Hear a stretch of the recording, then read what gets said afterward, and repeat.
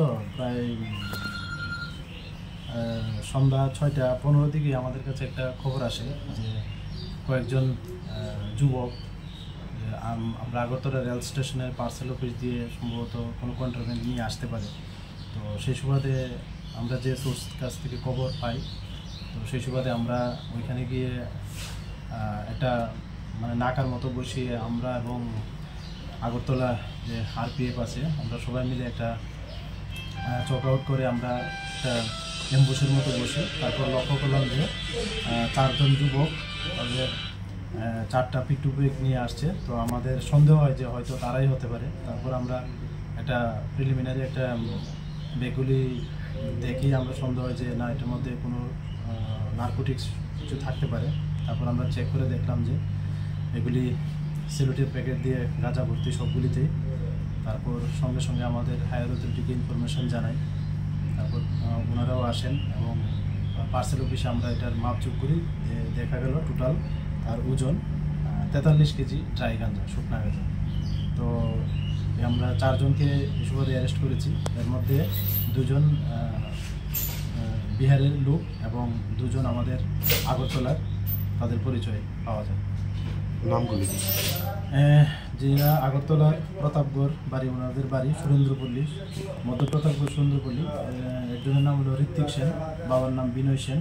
আরেকজন হলো কিষাণ সরকার, বাবার নাম শ্যামল সরকার। আর যাদের বাড়ি বিহার তাদের একজন হলো কুমার অভিমান যাদব, আরেকজন হলেন শ্রী বিকাশ কুমার। তারা এই 2 জনের বাড়ি বিহার বৈশালী ডিস্ট্রিক্টে। কোন জায়গায় নিয়ে যাচ্ছিল তারা? অ্যাকচুয়ালি আমাদের তাদের সঙ্গে জিজ্ঞাসাবাদ করে জানতে পারি যে আমাদের একটা ট্রেন ছিল আজকে, যেটা সন্ধ্যা 7টার সময় রওনা হয় দেওঘর, আগরতলা দেওঘরের উদ্দেশ্যে। সম্ভবত ওইটা দিয়ে তারা যেতে চেয়েছিল। বাজার মূল্য কত হবে? বাজার তো এখন তো আমিও জানি না ঠিক, তবে হবে বাজার মূল্য এখন সম্ভবত 4-5 হাজার হবে পার কিলো আর কি।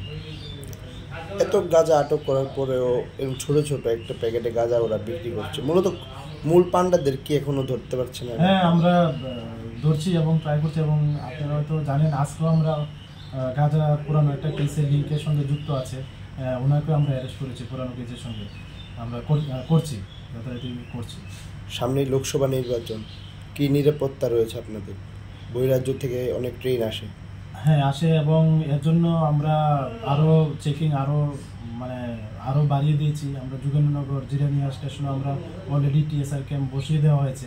যোগেন্দ্রনগরে চলছে, দফায় দফায় চলছে। তো এটা আমাদের চলতে থাকবে। আমাদের এক্সট্রা ফোর্সও এসে গেছে, আরও আসবে। আমরা এটা আরও কীভাবে আরও চক আউট করা যায় এবং আমাদের আয়ত্তে আনা যায়, আমরা ওইভাবেই আমরা এগিয়ে যাচ্ছি।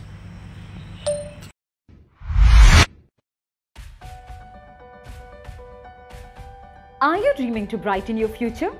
Sri Lakshmi Group of Institutions here brings you the right choice for transforming your dreams into a reality. One of the most modern, most professional and learners' ideal destination, Sri Lakshmi Group of Institutions. Grab your opportunity today. We have nursing, paramedical management, pharmacy education, all type of courses including allied science. Course fee?